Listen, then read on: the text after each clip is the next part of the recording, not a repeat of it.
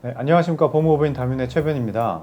요즘 변호사들 소개하는 수식어 중에서 무슨 전문 변호사 뭐 이렇게 소개하는 경우가 많은데요. 오늘은 무죄 전문 변호사 법무법인 지승의 문일환 변호사님을 모시고 국민참여재판에 대해서 알아보겠습니다. 네, 변호사님 안녕하십니까? 안녕하세요. 네, 먼저 자기소개를 부탁드립니다. 예, 안녕하세요. 네, 문일환 변호사입니다. 2004년에 46회 사법시험 합격하고 연수원 수료 후에 이제 서울에서 업소 변호사로 몇 년간 근무하다가 지난 2010년에 창원지방법원 국선 전담 변호사로 내려왔었고요. 6년 동안 이제 국선 변호를 하고 나서 현재는 법무법인 지승의 대표 변호사로 활동하고 있습니다. 네, 그 문일환 변호사님께서는 국민참여재판의 선구자라고 불릴 정도로 많은 국민참여재판을 진행하신 것으로 알고 있는데 현재까지 총 몇 건의 국민참여재판을 진행하셨습니까? 대략 세보지는 않았는데 대략적으로 한 70건 정도로 기억하고 있습니다. 네, 그 국민참여재판으로 무죄를 받으신 건은 몇 건 정도 되시나요? 제가 한 70건 중에서 이제 국민참여재판으로 진행한 게 70건인데 네. 보통 이제 본인이 죄를 인정하고 승소를 구하는 것도 있잖아요. 네. 그 중에 한 20건 정도는 그런 재판이었었고 유무죄를 다투는 사건, 네. 인정할 수 없다라는 사건이 50건 정도였는데 그 중에서 한 20건 정도를 무죄를 받았어요. 그래서 무죄율 한 40% 정도 됩니다.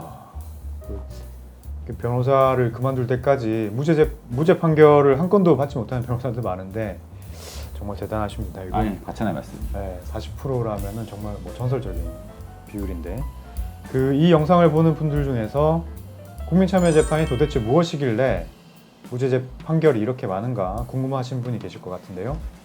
국민참여재판 제도를 간단하게 소개해 주시고 실제로 국민참여재판이 어떠한 절차와 방식으로 진행되는지도 설명 부탁드리겠습니다.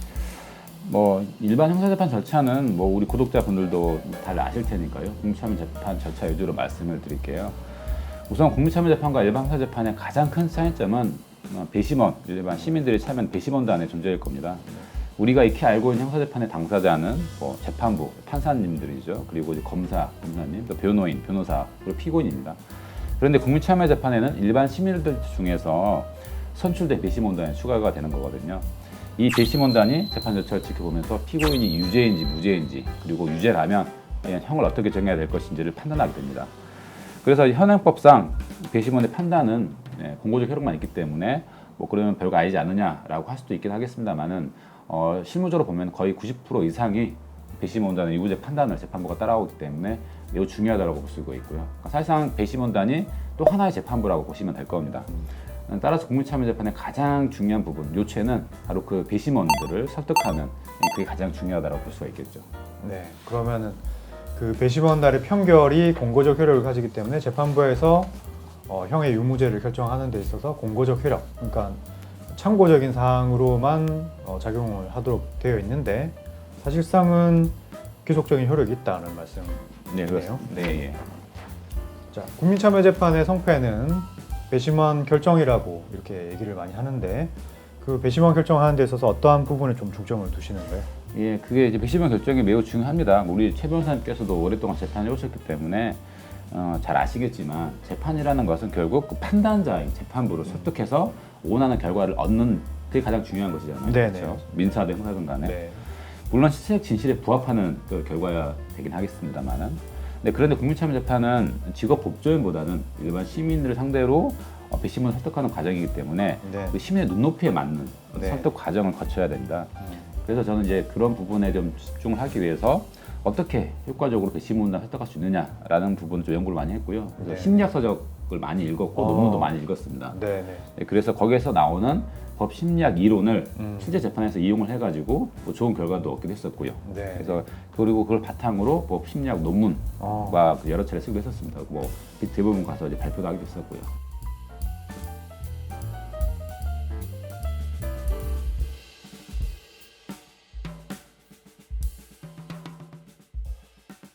이 영상을 보는 분들 중에서 국민참여재판에 배심원 후보로 통보를 받았거나 받으실 분들이 계실 것 같은데 배심원 후보로 통보를 받으면 어떻게 해야 되는가요? 우선 이제 배심원 후보로 통보를 받게 되면은 기본적인 그 나이, 기본적으로 그 사람의 정보인 나이, 학력, 성별, 직업 가족관계 같은 어떤 기본 사항 기재된 질문표를 작성해서 법원에 보내야 됩니다. 네네. 기본 정보가 들어가 있는 국민참여재판 이제 후보자로 선정이 되면은 네네. 지정된 배심원 선정기일에 출석을 해야 하고요. 네. 네. 그것은 이제 국민의 의무입니다. 의무이기 때문에 만약 정당한 이유 없이 당일 출석을 하지 않으면은 과태료 처분을 받을 수도 있고요. 아, 그러면은 출석 통지를 받으면 출석해야 되는 의무가 강제가 되는 것이고, 네, 그렇죠. 예. 안 가면 과태료를 받을 수 있는. 받을 수도 있다는 겁니다. 물론 과태료 처분을 한 경우는 사실 거의는 없는데 부산에 3법 공무참여재판을 하려고 배심원 선정기를 잡았는데 네네. 배심원 그 예비 배심원들이 거의 안 온 거예요. 안 와가지고 네. 재판이 안 돼 버렸어. 정말 안 돼가지고 이제 아. 재판부가 좀 이제 이건 좀 아니지 않느냐 해가지고 아, 그때 네. 과태료 처분을 했던 걸로 기억을 합니다. 네, 예. 이건 너무한 거 아니냐고. 국민참여재판은 권리이자 의무이기 때문에 반드시 절차에 참여를 하시는 게 좋을 것 같습니다. 예. 그 배심원으로 선정된 분들이 재판 과정에서 유의할 부분이 좀 있을까요? 아무래도 이제 배심원 후보자분들 중에 실제 배심원이 되는 비율 한 10분의 1 정도입니다. 아, 네네. 그러니까 그만큼 엄격한 절차를 거쳐 선정이 된다는 거겠죠. 네. 검사나 피고인 어느 측에서도 선입견을 가지지 않고 음. 중립적인 배심원을 뽑으려고 노력하기 때문일 겁니다. 네네. 따라서 따라서 그렇게 선정된 배심원 분들은 자신이 한 사람의 운명을 결정하는 어떤 만큼 공정하고 객관적으로 사건을 바라볼 수 있는 어떤 그런 노력을 해야 되는 거고요. 네네. 그러니까 아까 법심리학 얘기를 했습니다만은 법심리학 용어 중에 확증 편향이라는 예. 또는 기본적 귀인 오류라는 어떤 용어가 있어요. 확증 네. 편향은 사람이 쉽게 얘기해서 자기가 보고 싶은 것만 본다라는 보고 싶은 거고, 것만 본다. 기본적 귀인 오류 같은 거는 이제 전과가 있는 사람은 예전에 잘못했으니까 또 잘못 저질렀겠지. 그게 이제 어떤 그 사람의 편향이거든요. 예, 그런 부분에 대한 어떤 심정의 잘못을 이제 깨야죠. 근데 그런 부분에 대한 어떤 소명감도 필요한 것이고, 그래서 잘못된 심적 오류를 빠지지 않도록 배심원분들께서 소명감을 가지고 책임감을 가지고 재판 절차에 임해야 되는 게 공채점 재판 절차를 위해서 매우 중요한 부분이라 할 수 있겠죠. 그러면은 그 확증 편향이랑 기본적 귀인 오류 같은 일종의 뭐 낙인 이론이네요. 그럴 수도 그죠? 있죠. 예, 맞습니다. 잘못을 예전에 저질렀던 사람은 또 잘못을 저지를 수 있다. 예. 그리고 이 사람이 뭐 자기 무죄를 주장하지만 이러이러한 부분을 봤을 때는 유죄하고 확증을 딱 지어놓고 편향적으로 바라보는 시각, 그렇죠. 그거는 이제 지양할 필요가 있다. 그렇습니다. 네, 공정하고 객관적인 판단을 할 수 있도록 배심원들이 어느 정도 이런 부분에서 좀 벗어나서 사건을 바라볼 수 있는 그런 넓은 시각을 좀 가질 필요가 있을 것 같습니다. 그 문일환 변호사님께서 국민참여재판을 내서 무죄를 워낙 많이 받으시다 보니까 그 검찰에서 예. 문일환 변호사님들 불러가지고 검사들 상대로 국민참여재판에 대한 강의를 받도록 한 일화도 있다고 하는데 맞습니까? 예, 맞습니다. 네. 근데 그것도 어떻게 하셨어요? 네네. 정보력이 좋으시네요. 네네. 한 5, 6년 전이었던 것 같고요. 네, 그때 제가 한참 국민참여재판을 많이 썼어요. 그때 네. 5, 6년 전쯤. 그때 정말 피크 매년 한 10건 이상씩 했었기 때문에 네네. 계속 무죄를 받았거든요. 그러니까 이제 검찰 입장에서는 자기들 기소를 했으니까 자기들 당연히 유죄가 나올 거라 생각을 하고 기소를 했는데 네. 판판이 이제 속된 말로 깨지니까 이제 답답한 상황이 된 거죠. 네네. 그래서 이제 저에게 재판을 진행하는 공판 검사들에게 한번 강의를 해줄 수 있느냐라고 네. 연락이 왔었어요. 그래서 어떻게 보면 검사는 이제 형사 재판에 있어서는 변호인 상대방이고 네네. 너무 좀 뭐 소위 적이잖아요, 적. 그렇죠. 네, 적이잖아요. 맞습니다. 상대방이니까. 근데 또 검찰이라는 조직이 사실 또 막강하잖아요, 사실은. 네. 그렇잖아요. 자존심도 센 조직이고, 자존심도 네. 세고, 프라이드도 강한 조직이고. 네네. 그런데 일개 변호사인 또 뭐 더군다나 적인 저에게 공무참여 재판에 대해 알려달라고 요청을 해온 거라는 거는 좀 이제 간절함이 있었다는 거겠죠. 네. 그만큼 자기들도 좀 시급하고 중요하니까. 네네. 그리고 또 마침 그때 강의 요청을 했던 검사님이 제 연수원 동기 검사님이셨어요. 아, 개인적인 네. 또 인연이 있어가지고. 네네. 그러니까 또 저는 또 제가 가지고 있는 지식, 데이터, 노하우 같은 거를 공유하는데 그렇게 인색한 사람이 아니거든요. 네네. 뭐 상대방이든 누구든 간에 원하시면은 제가 가지고 있는 걸 공유해 드린다라는 주의이기 때문에 네. 그래서 흔쾌히 수락하고 이제 검사님들께 강의를 했었죠. 네. 그리고 아까 말씀드렸지만 또 대법원에서도 제가 그 고위 판사님 상대로 해가지고 세미나 때 공무참여 재판을 주재를 했었기도 했었고요. 네. 정말 대단하십니다. 이게 뭐 일종의 영업 비밀이잖아요. 뭐 그럴 무죄를 수도 있겠죠. 받을 수 있는 영업 비밀을 네. 적에게 알려준다는 거는 대단하신 거예요. 네. 그럼 국민참여재판은 누구나 신청할 수 있습니까? 네, 그렇습니다. 형사재판을 받는 피고인이라면 누구나 신청할 수 있죠. 하지만 형사재판도 아시겠지만 형의 경중에 따라서 네네. 단독재판부, 그러니까 판사 한 명이 판단하는 단독재판부하고 합의부, 그러니까 형사합의부 재판부 관할로 나뉘잖아요. 네네. 국민참여재판은 원칙적으로 합의부, 형사합의부 관할만 국민참여재판을 신청할 수 있고요. 아, 네네. 그러니까 즉 사형, 법정형이 사형, 무기, 네. 단기 1년 이상, 예. 징역 또는 금고에 해당하는 사건들이 이제 합의부 관할 사건이잖아요. 네네. 거기에 해당하지 않은 사건들, 즉 형이 낮은 사건들은 이제 단독재판부에서 관할을 하는데 단독재판부 관할 사건들은 신청을 할 수 있지만 안 받아들일 확률이 높죠. 아, 네네. 재판부 사정에 따라 다를 겁니다. 예, 예. 뭐 부연해서 설명을 드리자면 단독 재판부는 이제 판사 1명이 재판부를 구성하는 거고 합의부는 판사 3명이 재판부를 구성하는 건데요.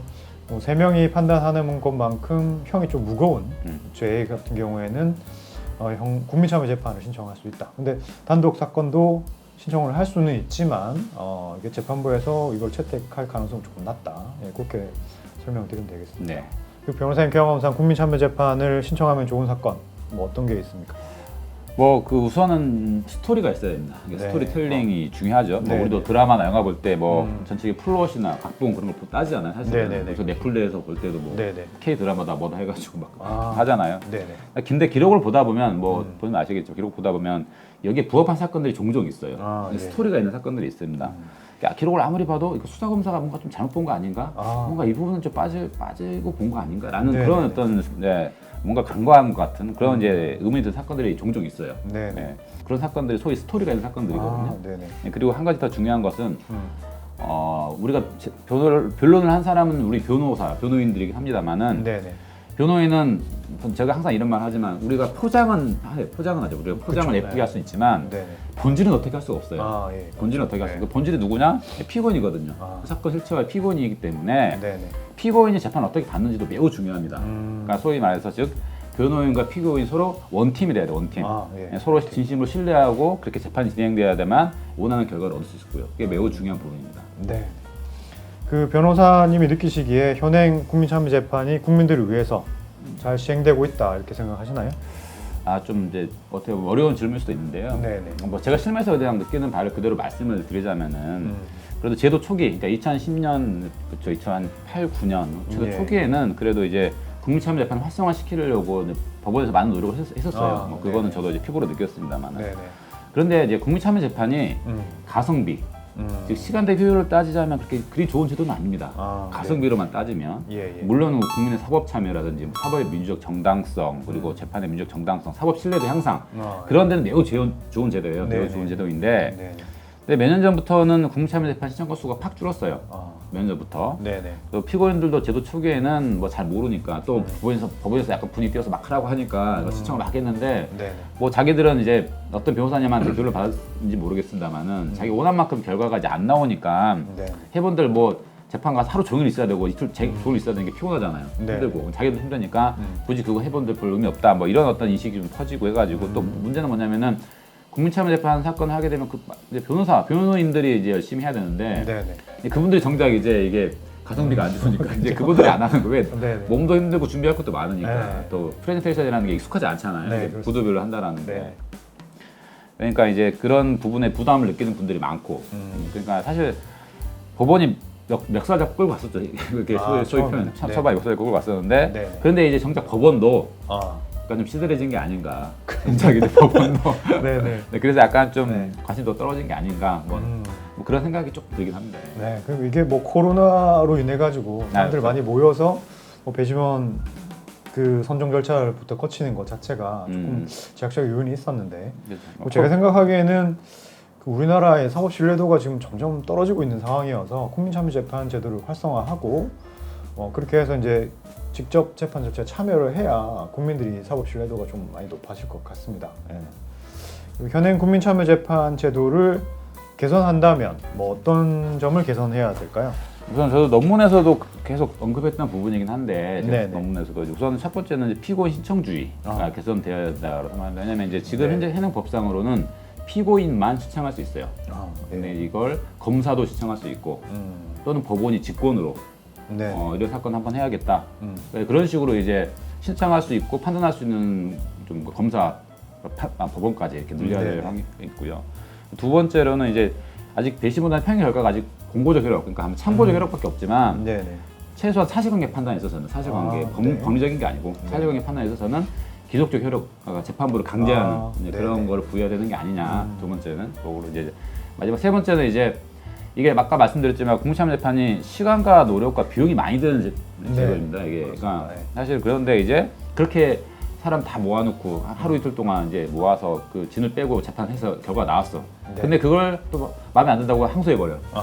이래 버리면은 물론 항소를 하게 되면 우리가 3심제니까 네. 그거 신급제가 있긴 합니다만 그러면 이제 그렇게 많은 사람들을 불러서 많은 비용을 들여서 했는데 네. 이러면 소송 경제적 측면에서 이게 바람직하느냐. 그러니까 네. 최소한 국민참여 재판 신청한 사람은 항소권을 포기하는 그러니까 페널티는 부여 안고 네. 이 재판 절차를 이용해야 되는 거 아니냐. 그러니까 한마디로 한 번에 끝나는 거죠. 한 번에. 그렇죠. 여기도 그러니까 속된 말로 하면 몰빵. 아니 그렇게 해줘야 네. 이제 법원에서도 부담이 덜고 한 번에 끝내야지. 네. 소송 경직 측면에서도 그런 부분들 생각을 합니다. 그래서 이런 부분 해결되면은 국민참여 재판도 실질적으로 운영될 수 있지 않을까라는 생각을 해봅니다. 네. 제가 생각하기에는 아까 말씀하신 것 중에서 이제 최소한 사실관계 판단에 있어서만큼은 배심원 대평의 결과를 재판부를 기속하는 효력을 부여해야 한다는 부분. 요거는 제가 진짜 많이 공감하는 부분이고요. 네, 이건 뭐 저희보다 이제 저희가 국민참여재판을 한 2건 정도 해서 무죄를 2건 정도 받았는데 변호사님께서 70건 하셔가지고 40%를 받으셨으니까 이거 뭐 경험에서 우러나오는 좋은 말씀 감사드립니다. 아닙니다. 그리고 마지막으로 저희 채널 구독자분들과 이 영상을 보실 분들에게 한 말씀 해주시기 바랍니다. 네. 우선 부족한 사람은 이렇게 또 이제 이런 자리에 또 불러주시는 우리 최정호 변호사님과 네. 또 달면에 또 여러 구성원분들께 감사의 말씀을 드리고요. 네. 국민참여재판은 아까 또 말씀을 드렸지만은 재판을 받아야 하는 피고인 입장에서는 장점이 매우 많은 제도입니다. 네. 다만 이제 그 재판을 익숙하게 잘 처리할 수 있는 변호사분들이 좀 절대적으로 부족한 거고요. 뭐 우리 네. 최 변호사님이라든지 뭐 우리 다민의 구성원분들 잘 하시지만 대체적으로 참여재판에 대해서 아까 뭐랄까 조금 이제 어려워 네. 안 해봤기 때문에 네. 구도변론에 대해서 프로세스에 대해서 어려워하게 막연하게 생각하시는 분들이 많아요. 네. 사실 근데 한두 번 해보니까 그렇던가요? 이게 저희가 한번 해보면 음. 그렇게 어렵진 않습니다. 어렵진 않은데 네.